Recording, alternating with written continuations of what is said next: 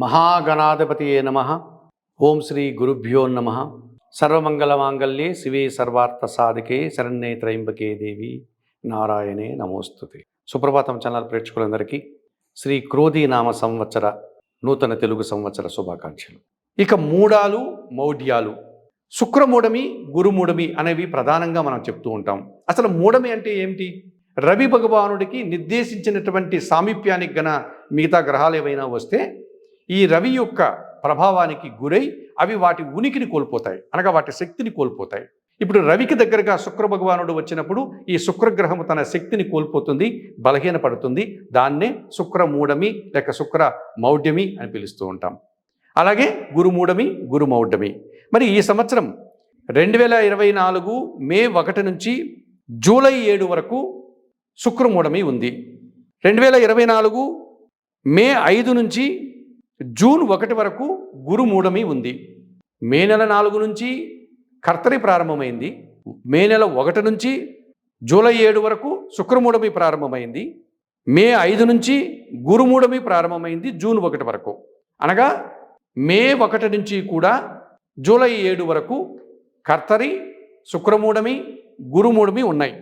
అలాగే 2025 మార్చి 3 నుంచి 28 వరకు 25 రోజులు తిరిగి శుక్రమూఢమి వస్తుంది. అది 2025 మార్చిలో. ఈ 2024లో మే 1 నుంచి కూడా జూలై 7 వరకు ఎటువంటి శుభకార్యాలు చేయడానికి అవకాశం లేదు, కర్తరి, శుక్రమూఢమి, గురుమూఢమి కారణంగా. అయితే 2024 జూలై 7 వరకు శుక్రమూఢమి ఉంటే 2024 జూలై 6 నుంచి ఆషాఢ మాసం ప్రారంభమవుతుంది.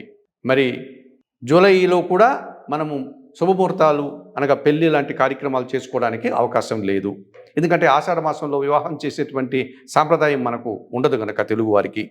మరి ఆషాఢ మాసం ఎంతవరకు ఉంది అంటే 2024 ఆగస్టు 4 వరకు ఉంది. కాబట్టి 2024 ఆగస్టు 5వ తారీఖు నుంచి అనగా శ్రావణ మాసం ప్రారంభం నుంచి మనకు శుభముహూర్తాలు ఉన్నాయి. ఇక్కడ పంచాంగాల్లో ముహూర్తాలు లేకపోతే ఇక ముహూర్తాలు లేవు అన్నటువంటి ఒక భ్రమ కూడా చాలామంది పురోహితులు, అర్చకులు, జ్యోతిష్ శాస్త్రానికి సంబంధించిన సిద్ధాంతులు చెప్తూ ఉంటారు.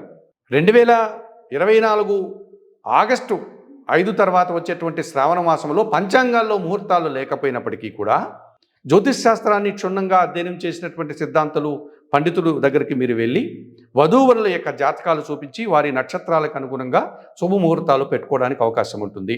కనుక 2024 ఆగస్టు 5 తర్వాత శ్రావణ మాసం నుంచి మనకు శుభ కార్యక్రమాలు చేసుకోవడానికి ఎలాంటి ఇబ్బందులు లేవు, శుభ కార్యక్రమాలు చేసుకోవచ్చును.